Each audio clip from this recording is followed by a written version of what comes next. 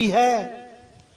पहले ज्ञान को समझो, अज्ञान का नाश करो, फिर उस समझे हुए ज्ञान पर प्रैक्टिकल करो।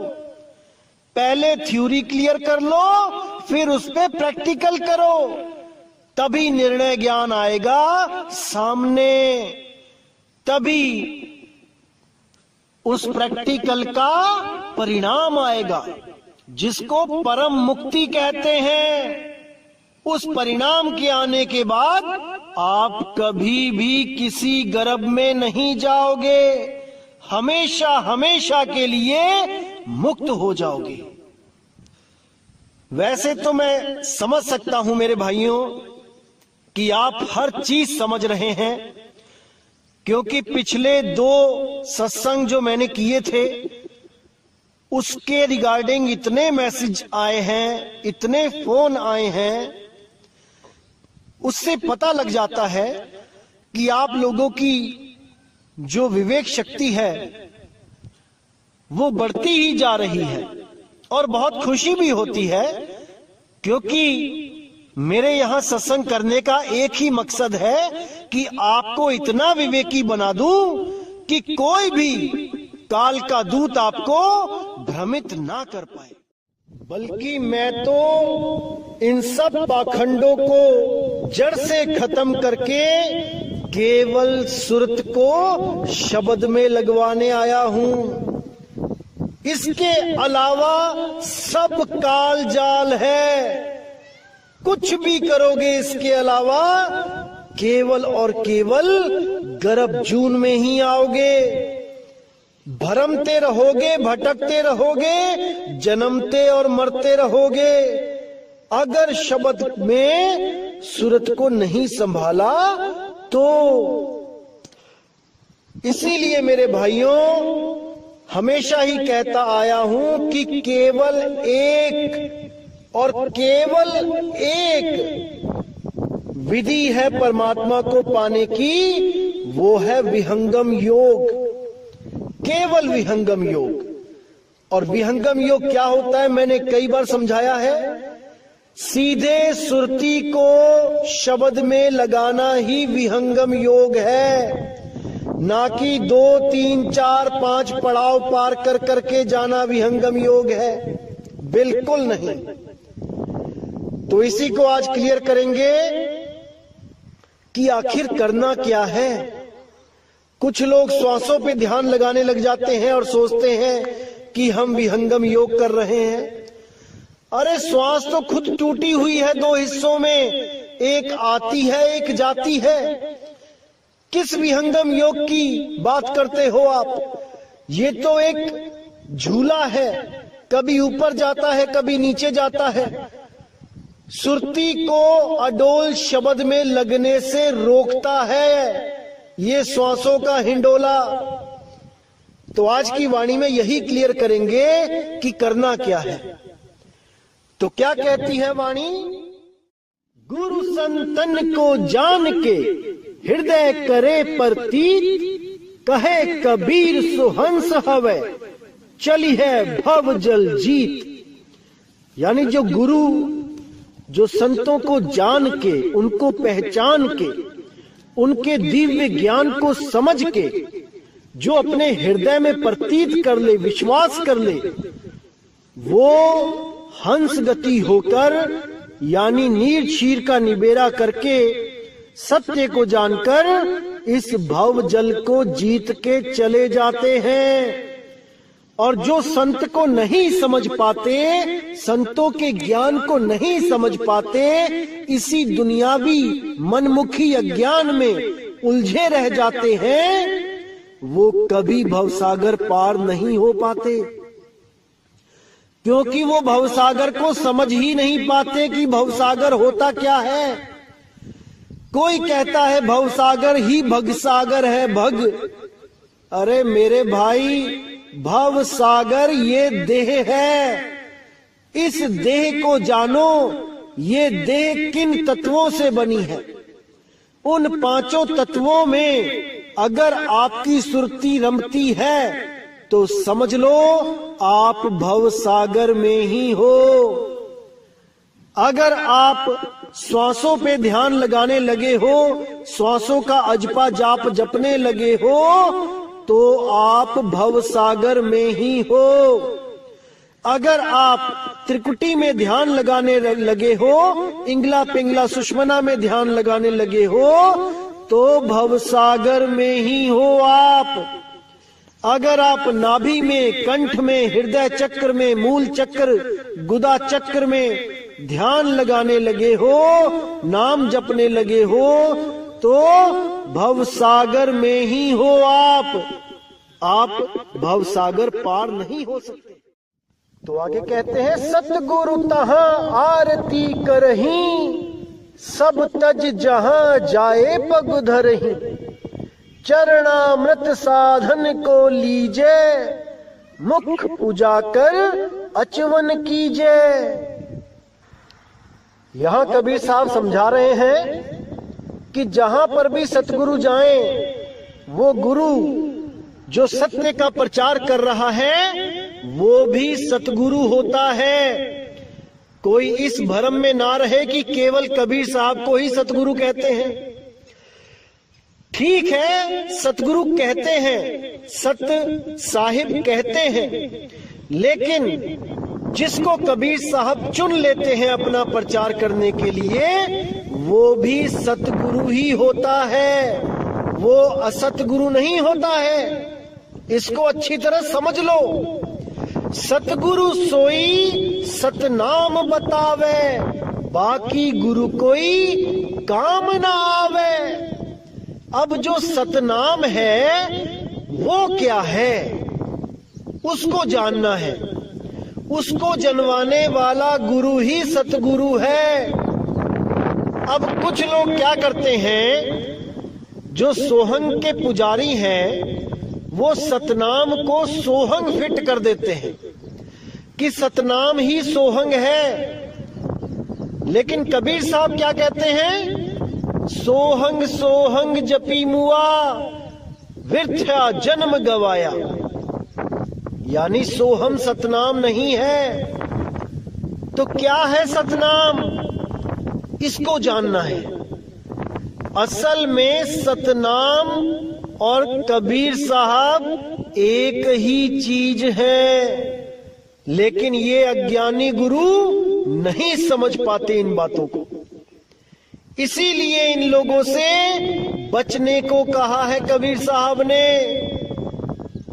तो साहिब कहते हैं, झूठे गुरु को झटक दे, शिष्य शाखा को फूक, वाह में दोष जरा नहीं, शब्द कहा हम कूक। ये जितने भी अधूरे गुरु हैं और इनके लाखों करोड़ों शिष्य, कहते हैं शिष्य शाखा को फूक।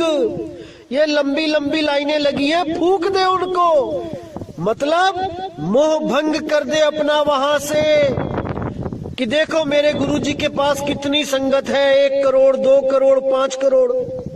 फूक दे उस संगत को। अब इसका मतलब ये नहीं है कि आग लगा के फूक दे, इसका मतलब है विवेक के द्वारा उनसे अलग हो जाओ, तभी कल्याण होगा।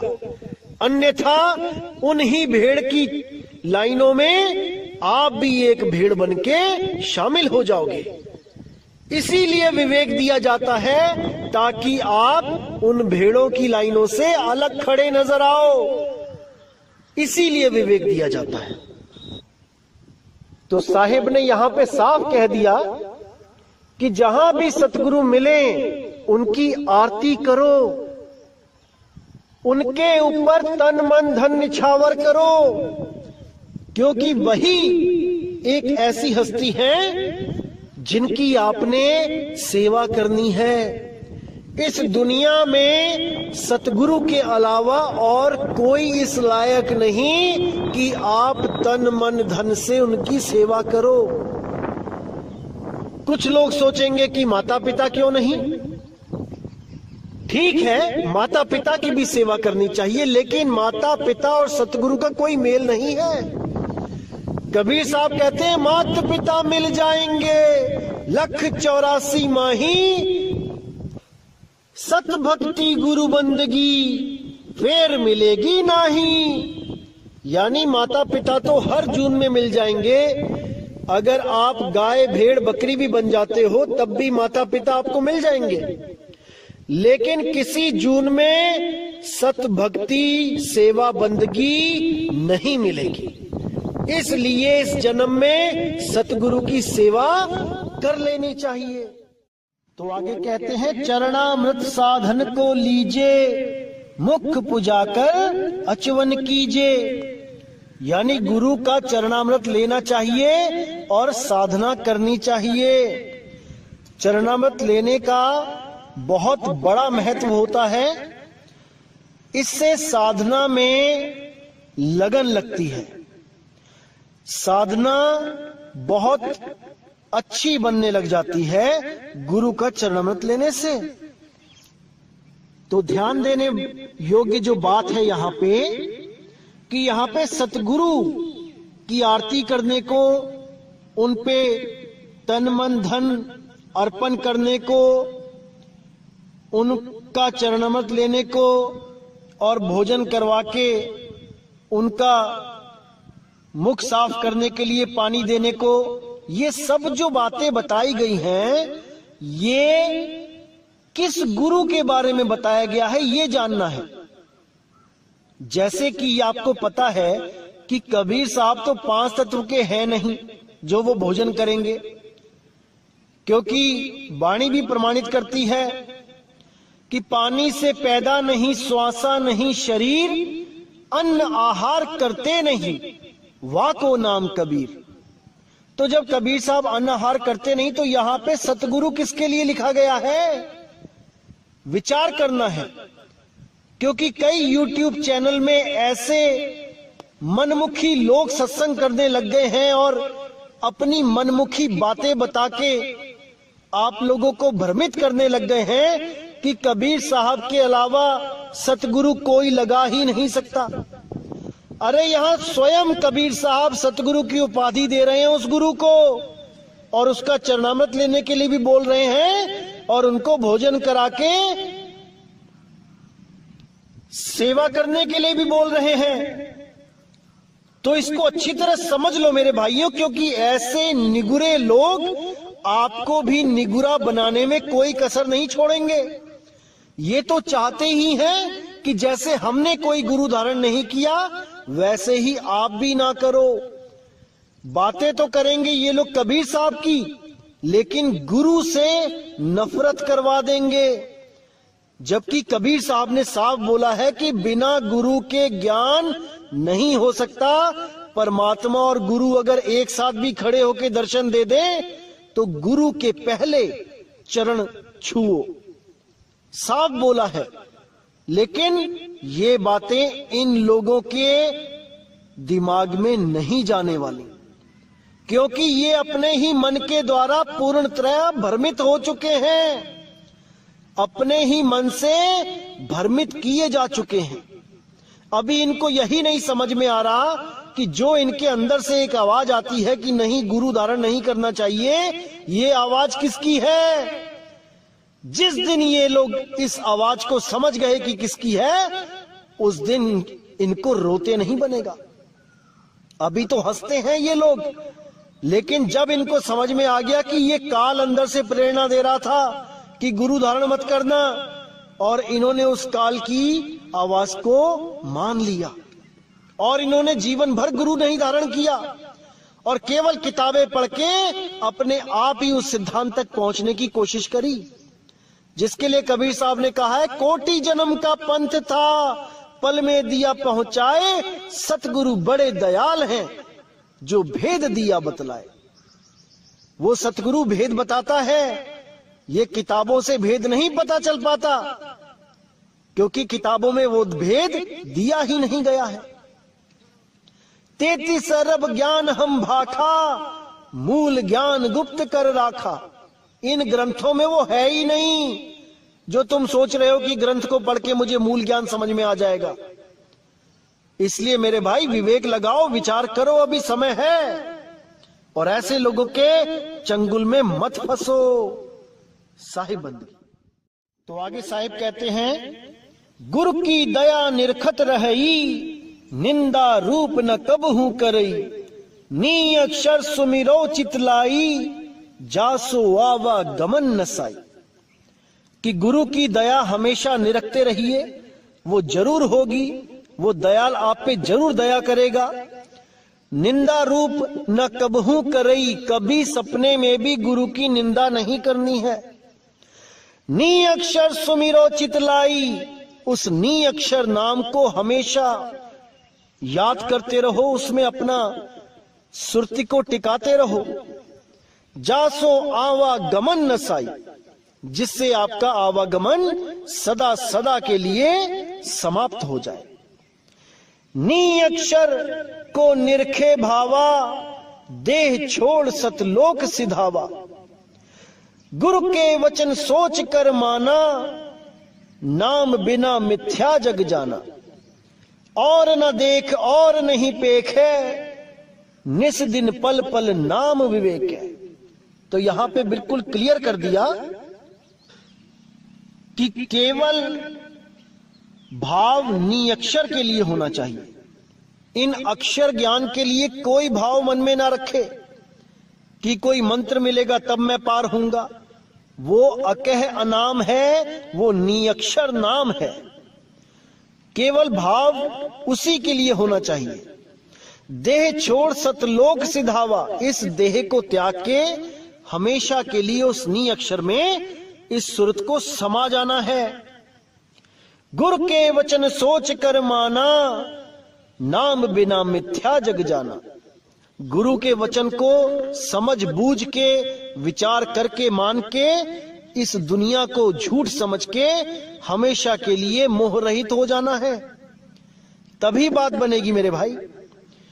और न देख और नहीं पेखे, निस दिन पल पल नाम विवेक है। कि उस निअक्षर नाम के अलावा और कहीं ना देखे, कहीं पे आस नहीं होनी चाहिए।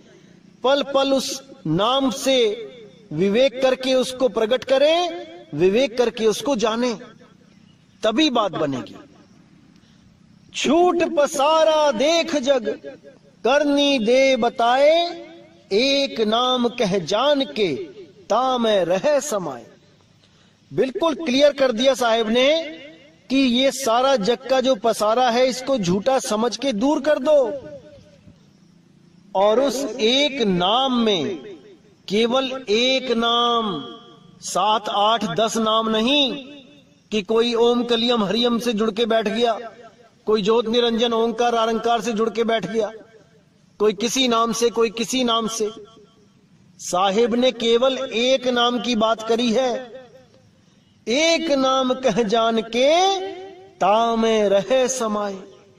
उसी एक नाम में हमेशा हमेशा के लिए समा जाए, वो स्वयं नाम हो जाए, तब समझो कि मुक्ति मिलेगी। नहीं तो इन्हीं नामों के चक्कर में उलझ उलझ के बार बार आना जाना पड़ेगा।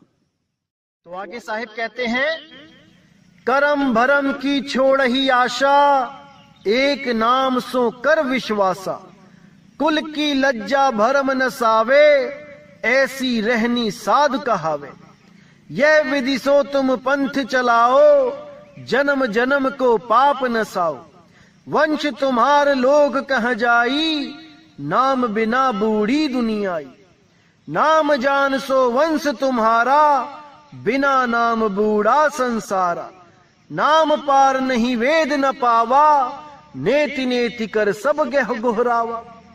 अब कितना यहाँ पे क्लियर कर दिया साहिब ने कि सब कर्म भरम छोड़ के, कर्म भरम में क्या आता है, ये सब पूजा पाठ नारियल पान ये सब छोड़ के एक नाम सो कर विश्वासा, केवल एक नाम पे विश्वास करो, उस निज नाम पे विश्वास करो, उस निअक्षर नाम पे विश्वास करो।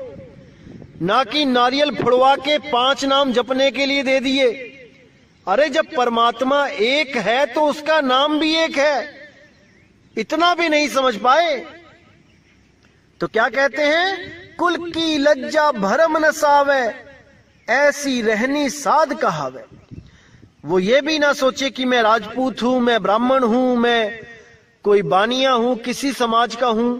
नहीं, जब वो परमात्मा को प्रेम करता है तो वो जीव है और उसको पाना है केवल पीव को। बीच में कुछ नहीं, कोई जात नहीं, कोई पात नहीं, कोई मंदिर नहीं, कोई मस्जिद नहीं, कुछ नहीं।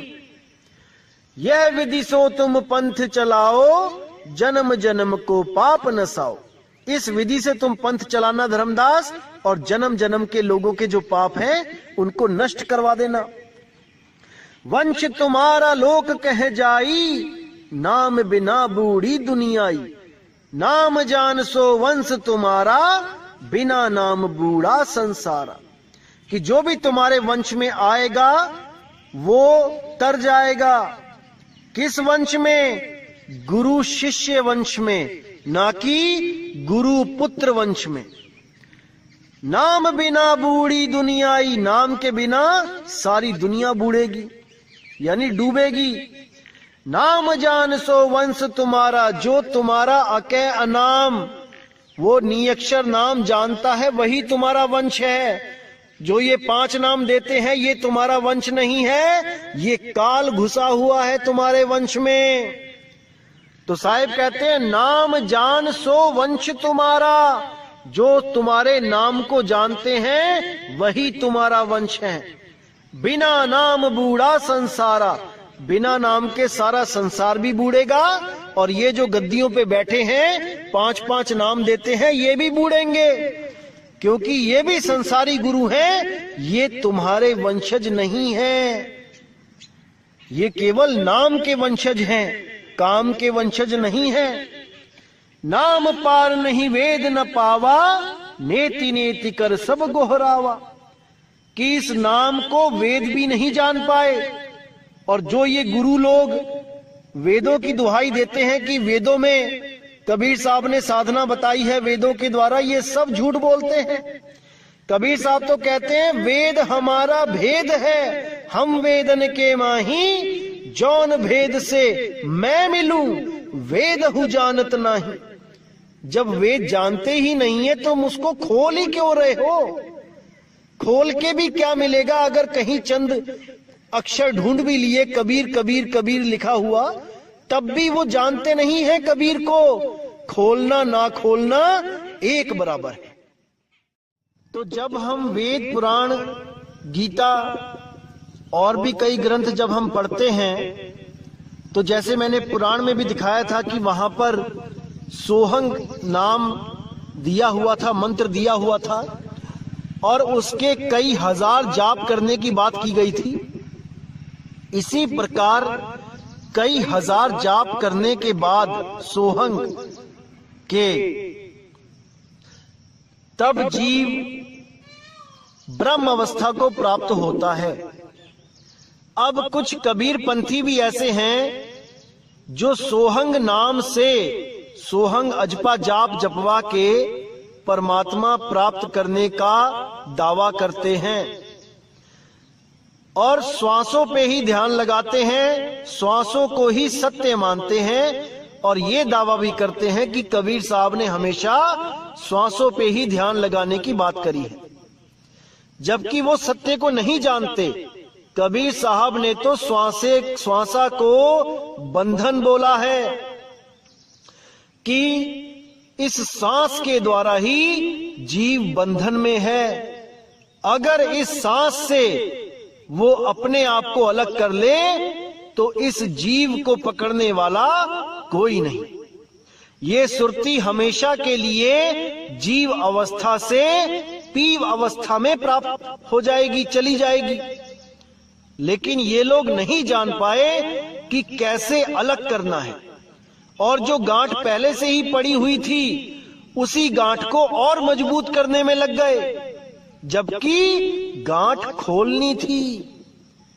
तो कैसे ये पवन के साथ सुरती का मेल हो जाता है और बंधन में आ जाता है, इसका जिक्र करते हुए कबीर साहब ने वाणी में क्या बोला है, आइए देखते हैं। तो साहिब कहते हैं, काया भरम भेद अधिकारा, नीर पवन दोई यस बैठारा, नीर नाम ते उत्पत्ति होई, नीर ही साधे मरे न कोई। यहां पे कबीर साहब काल जाल के बारे में बता रहे हैं कि कैसे काल ने जुगत लगा के इस जीव को उलझाया है। किन दो तत्वों में सबसे ज्यादा जीव को उलझा रखा है, वो है नीर और पवन। इन दोनों को अगर आपने समझ लिया और इनसे अलग होने की विधि जान ली तो समझ जाना मेरे भाई कि आप मुक्त हैं। तो क्या कहते हैं, काया भरम भेद अधिकारा, नीर पवन दोई अस बैठारा। नीर नाम ते उत्पत होई, नीर ही साधे मरे ना कोई। यानी पानी के द्वारा जब बीज बनाया जाता है और पानी से ही सबको पैदा किया जाता है, तो वही काल का पहला जाल है। क्योंकि सारे शरीर पानी से ही पैदा किए जा रहे हैं। और पानी से पैदा करने के बाद दूसरा जाल क्या है, दूसर पवन अंग की धारा, तापर सोहंग सुरती बैठारा। उस पवन धार को जोड़ दिया जाता है इस जीव के शरीर से और उस पे सुरती, सोहंग सुरती को बैठा दिया जाता है। अब पवन पे कौन बैठा है, सोहंग सुरती, और वो उसको एक वाहन के रूप में चला रही है। जैसे आप मोटरसाइकिल के ऊपर बैठ के एक शहर से दूसरे शहर में जाओ तो मोटरसाइकिल तो जड़ है और आप चेतन हो, आप चला रहे हो इसलिए वो चल रही है। तो आप चला रहे हो इसलिए वो एक शहर से दूसरे शहर में जा रही है, और वो जा रही है इसलिए आप भी जा रहे हो। समझो इस बात को कि गाड़ी के ऊपर आप बैठे हो, आपकी वजह से गाड़ी चल रही है और गाड़ी की वजह से आप भी चल रहे हो। तो यही वो गांठ है जिसको खोलना है, क्योंकि पवन के द्वारा ही ये सुरती एक शरीर से दूसरे शरीर में जा रही है, एक गर्भ से दूसरे गर्भ में जा रही है।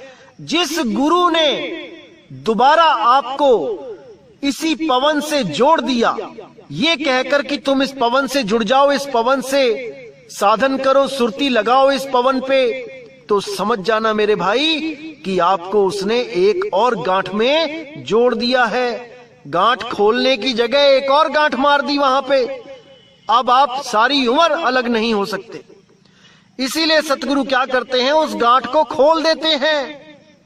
तो क्या बोलते हैं, दूसर पवन अंग की धारा, तापर सोहंग सुरती बैठारा।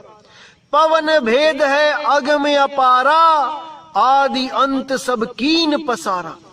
यही पवन और जल, यही दोनों की वजह से इस आदि अंत का पसारा पड़ा हुआ है। ये दोनों खत्म हो जाएं तो यहां पर कोई जीव ना रह पाए। पवन डारी श्वासा अवगाहा, बिन सतगुरु पावै नहीं लाहा। अवगाहा का मतलब होता है बहुत गूढ़ भेद रहस्य। पवन डारी श्वासा अवगाहा, यानी इस पवन का भेद बताने वाला कोई बिरला ही गुरु होगा जो इस गूढ़ ज्ञान को बताएगा और इन दोनों जो भरम जाल हैं, पवन और जल, इन दोनों से आपको अलग कर देगा। बिन सतगुरु पावे नहीं लाहा, बिना सतगुरु के आप इन दोनों तत्वों से जुदा नहीं हो सकते। आप श्वासों से अलग हो ही नहीं सकते, बल्कि ऐसे गुरु मिलेंगे जो इन श्वासों के द्वारा आपको सूक्ष्म शरीरों की सैर करवाने लग जाएंगे। याद रखना मेरे भाइयों, सूक्ष्म शरीर में भले चले जाओ, लेकिन पवन का जो बंधन है वो वहां पे भी है। सूक्ष्म शरीरों में भी आप सांस लेते हो, वहां पे भी आप मुक्त नहीं हो, क्योंकि जहां पे भी सांस है वहां गिनती है, और जहां पे भी गिनती है वो काल का जाल है। क्योंकि श्वासें गिनती में ही मिलती हैं, चाहे स्थूल शरीर हो चाहे सूक्ष्म शरीर हो। हमने श्वासों के जाल से बाहर निकल जाना है और अनगिनत समय के लिए मुक्त हो जाना है, अमर हो जाना है। अमर हम हैं ही तो पहले से ही, लेकिन भरम जाल की वजह से, इन श्वासों की वजह से हम अमर नहीं महसूस कर पा रहे हैं अपने आप को। सब के सब इन श्वासों के जाल में हैं, इन श्वासों की गिनती के अधीन है। तो इसीलिए मेरे भाई, इन श्वासों से बाहर निकलना है। और आने वाले सत्संगों में मैं श्वासों का ये जो भरम जाल है ये बिल्कुल ही क्लियर कर दूंगा, आप बिल्कुल चिंता ना करें। तो दोस्तों, आज का सत्संग यहीं समाप्त करते हैं और बंदी छोड़ से यही अरदास करूंगा कि आप सब मेरे भाइयों का विवेक हमेशा हमेशा के लिए जाग जाए, ताकि कोई भी ऐसा कालदूत आपको भरमा ना पाए जो ये बोल के भ्रमित कर दे कि कबीर साहब भी श्वासों के जाप की बात करते हैं। ऐसा नहीं है भाई।